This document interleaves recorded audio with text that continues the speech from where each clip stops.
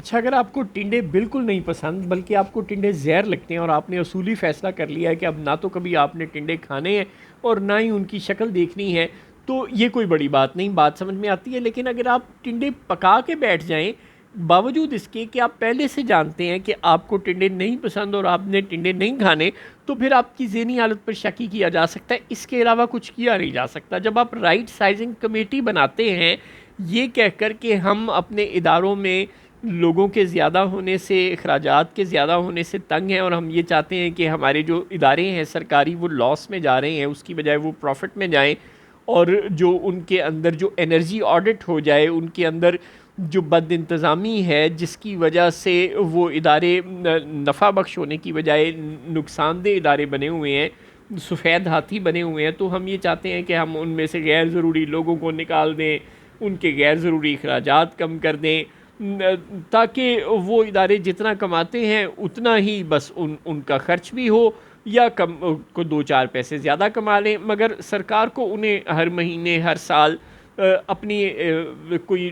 Funds نہ دینے پڑیں، کوئی بیل آؤٹ پیکجز نہ دینے پڑیں سروائیو کرنے کے لیے، کوئی سرکولر ڈیڈ نہ وہ ادارے جنریٹ کرنا شروع کر دیں۔ اس کام کے لیے اگر آپ کوئی کمیٹی بناتے ہیں اور پھر آپ اس کمیٹی کی سفارشات پر عمل ہی نہیں کرتے، اس کمیٹی کو سیریس ہی نہیں لیتے، تو پھر آپ نے وہ کمیٹیاں بنائی ہی کیوں ہیں؟ اب ڈاکٹر کیسر بنگالی جو حکومت کی رائٹ سائزنگ کمیٹی کے رکن تھے، وہ یہ کہہ کر اس کمیٹی سے علیحدہ ہو گئے کہ جناب حکومت تو اپنے اخراجات کم کرنے کے متعلق سنجیدہ ہی نہیں، اس کی صرف ایک خواہش ہے کہ چھوٹے ملازمین کو اداروں سے نکال دیا جائے، اور ان کو نکالنے سے کوئی زیادہ فرق ہی نہیں پڑے گا، ان بیچاروں کی تنخواہیں اور مرات ہوتی ہی تھوڑی تھوڑی ہیں، اور وہ جو سرکار نے ایک 15 20 چھوٹے ملازمین کی تنخواہ کے برابر بڑے بڑے اپنے ملازم رکھے ہوئے ہیں، لاکھوں روپے ماہوار تنخواہ، بڑے بڑے گھر اور کئی کئی گاڑیوں والے، اور جن کو کئی ملازم بھی دیے جاتے ہیں، جو اپنے اسپیشل ایڈوائزر اور اسپیشل قسم کے بندے اداروں میں لگائے ہوئے ہیں، ان لوگوں کو تو نکالنے پر حکومت تیار نہیں۔ جو اصل میں اس ادارے پر بوجھ ہوتے ہیں، فضول قسم کے ایڈوائزر، فضول قسم کے عہدیدار، جن کو صرف سیاسی رشوت کے طور پر نوازنا مقصد ہوتا ہے اور کوئی مقصد نہیں ہوتا، اس طرح کے لا یعنی اور بے معنی قسم کے کنسلٹنٹس اور دیگر عہدیداروں کو تو حکومت اداروں سے نکالنے پر تیار نہیں۔ ان اداروں کا جو تشہیری بجٹ ہے اور دیگر فضول قسم کے بجٹ ہیں وہ کم کرنے پر تیار نہیں۔ تو جب حکومت اپنے اداروں کے اخراجات کم کرنے میں سنجیدہ ہی نہیں، اور وہ صرف یہ چاہتی ہے کہ وہ ہر ادارے سے کو 100 50 200 1000 جتنا بس چلتا ہے چھوٹے ملازمین نکال دے، اور پھر وہ کہے گی کہ دیکھو جی اب ہم نے یہ ملازم نکال دیے تو اب ان اداروں کو منفیت بخش ہو جانا چاہیے، ظاہر ہے وہ نہیں ہوں گے، کیونکہ وہ 100 1000 چھوٹے ملازم نکال کر بھی اس ادارے کا خرچہ کم نہیں ہوگا، بلکہ وہ جو کام کرتے تھے وہ کام رک جائے گا، اور جو بڑے بڑے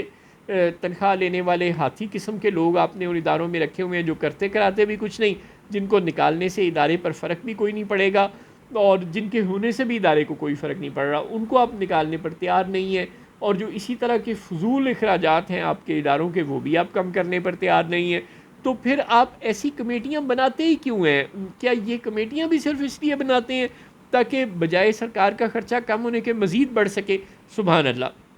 وہ بہت پرانے قصے ہیں، گھس پٹ چکے ہیں کہ ایوب خان دور میں، بھٹو دور میں، جس دور میں جب کوئی اینٹی کرپشن کا ادارہ بنا تب کرپشن کا ریٹ بڑھ گیا، جب شراب پر اور منشیات پر چھاپے مارنے شروع کرتی ہے حکومت تب اس کا ریٹ بڑھ جاتا ہے، کیونکہ اب پولیس والوں کا حصہ بڑھ جاتا ہے وغیرہ وغیرہ۔ یہ پاکستان میں پرانی کہانیاں ہیں، بین ہی آپ ایسی کمیٹیاں بناتے ہیں تاکہ ان کی سفارشات پر عمل کر کے آپ اپنے اداروں کو منفیت بخش بنا سکیں، لیکن آپ ان کمیٹیوں کی سفارشات پر عمل کرتے نہیں، الٹا آپ انہیں ڈکٹیٹ کرتے ہیں کہ نہیں ہمیں یہ والی اصلاحات چاہیے اور یہ والی نہیں چاہیے۔ تو پھر اس کا مطلب ہے کہ آپ کا مقصد اصلاحات تو ہے ہی نہیں، آپ کا مقصد صرف یہ ہے کہ الٹا یہ کمیٹیاں بنا کر اور ان کمیٹیوں